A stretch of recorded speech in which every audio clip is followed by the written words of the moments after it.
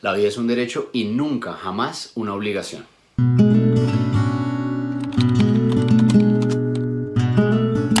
Para hablar de eutanasia en Colombia tenemos que conocer ciertas definiciones al respecto. Existe la eutanasia activa cuando existe un despliegue médico para producir la muerte del paciente. La eutanasia negativa cuando la muerte del paciente se produce por omisión de tratamientos o medicamentos. La eutanasia directa cuando existe provocación intencional del médico para producir la muerte. Y finalmente un término que no me gusta para nada, que es la distanasia, es decir, la prolongación de la vida por cualquier medio, incluso causando efectos negativos o perversos para la salud del paciente, que le quitan cada vez más la dignidad a la que tiene derecho. En cualquiera de estos casos deben concurrir ciertos elementos fundamentales para que se produzca la eutanasia. En primer lugar, que el sujeto pasivo o paciente debe sufrir de una enfermedad terminal. En segundo lugar, que el sujeto activo siempre debe ser un médico. Y en tercer lugar, que debe existir una petición expresa, reiterada e informada del paciente. La discusión acerca de la eutanasia en Colombia empezó desde más o menos los años 90 y fue en el año 1997 cuando la sentencia C239 de ese año despenalizó la eutanasia, o mejor, declaró exequible el artículo 326 del Código Penal,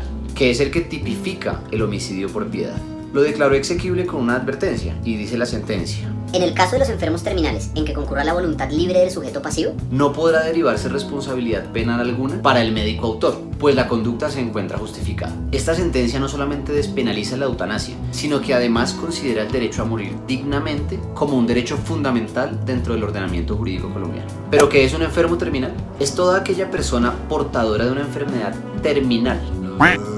Es todo aquel portador de una grave enfermedad diagnosticada por un médico experto que demuestre su carácter grave, irreversible y que inequívocamente lo va a llevar a producir la muerte.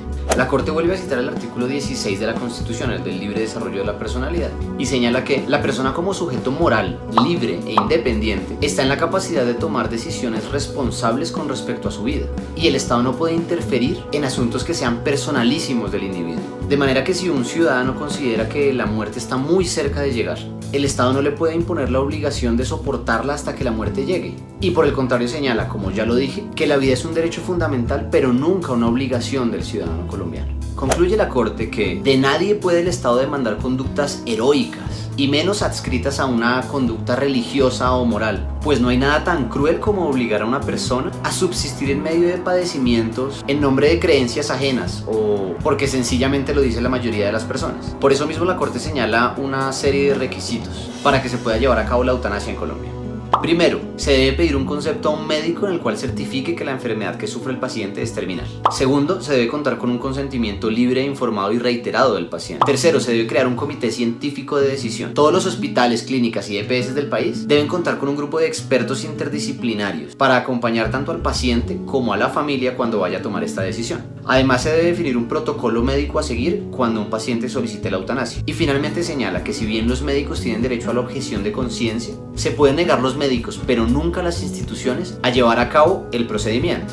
Sentencias posteriores como la 970 del 2014 o la 423 del 2017 han reiterado el derecho fundamental de los ciudadanos colombianos a pedir la eutanasia, la cual se reguló por medio del decreto 1216 del 2015. Sin embargo, dentro de este tema tan complejo que es la eutanasia, hay un subtema, si se quiere, aún más complejo, y es la eutanasia en menores de edad. Es entonces que la resolución 825 de 2018 reguló el derecho de los niños para decidir con respecto a su propia eutanasia y dejó claro que en ningún caso a los niños de 0 a 6 años se les podrá practicar la eutanasia. De 7 a 12 años, cumpliendo con los requisitos de los que ya hablamos y contando con la aprobación de ambos padres, se podrá llevar a cabo. Entre 12 y 14 años, si existe discrepancia entre la decisión del menor y la de los padres, prevalece el deseo del paciente. Y finalmente, de 14 años en adelante, no se debe contar con la autorización de los padres, pues el menor se entiende como un sujeto consciente y en pleno ejercicio del libre desarrollo de la personalidad, por lo cual con el cumplimiento de los requisitos legales se le podrá practicar la eutanasia. Estoy totalmente de acuerdo con los postulados de la Corte, sin embargo, en mi opinión, que es muy liberal, la eutanasia no se debería limitar única y exclusivamente a pacientes con enfermedades terminales, pues son muchas las personas que toman la decisión diariamente de suicidarse, sea esto legal o no, pues a una persona que intente suicidarse y no lo logre, no se le va a imputar la tentativa de suicidio porque no existe.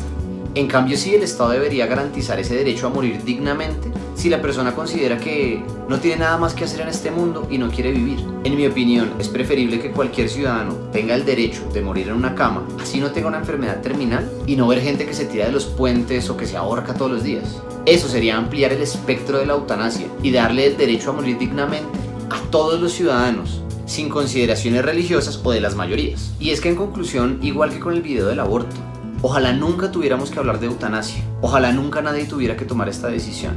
Pero si usted o alguno de sus familiares se encuentra padeciendo una enfermedad grave, incurable y todo lo que ya hemos hablado, no se deje convencer por curas o amigos. Usted está en todo su derecho de exigirle al Estado una muerte digna. Espero les haya gustado mucho este video y no olviden seguirme en redes sociales, David Leonardo Rodríguez González, en YouTube, en Facebook y en Instagram. Por allá nos vemos. Chao, colegas.